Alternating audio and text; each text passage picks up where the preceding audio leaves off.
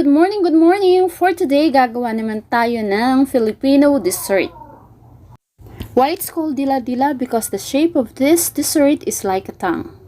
For our ingredients, we will need 1.5 cup of glutinous rice, a pinch of salt, and 1 cup of water.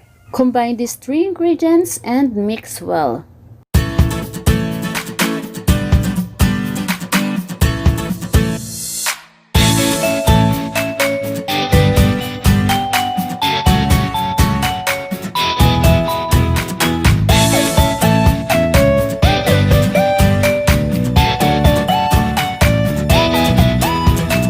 Set aside lang po muna natin. For the meantime, I will start caramelizing coconut milk. I used 500 grams of coconut cream, 1 cup of brown sugar, and pandan leaves. Remember, when we do this, use low fire para hindi masunog ang ating caramel.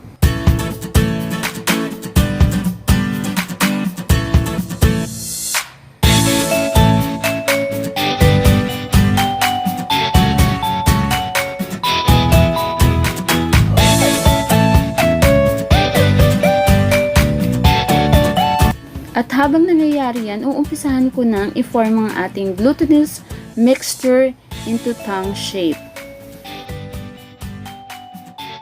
Put some vegetable oil on our palm before forming the mixture.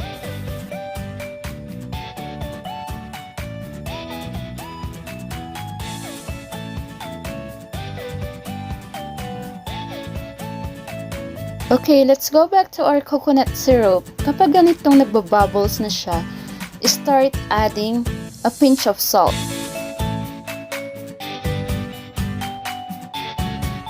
Nakuha ko na yung flavor and aroma ng pandan leaves, kaya pwede na natin siyang tanggalin.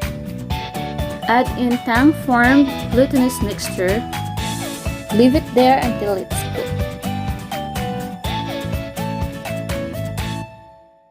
Kapag ganitong nag-double na yung volume ng ating glutinous rice, this is just an indication na luto na ang ating dila-dila sa latik. Sprinkle with roasted nuts before serving. There you go mga kakusina, ready to serve na ang ating dessert.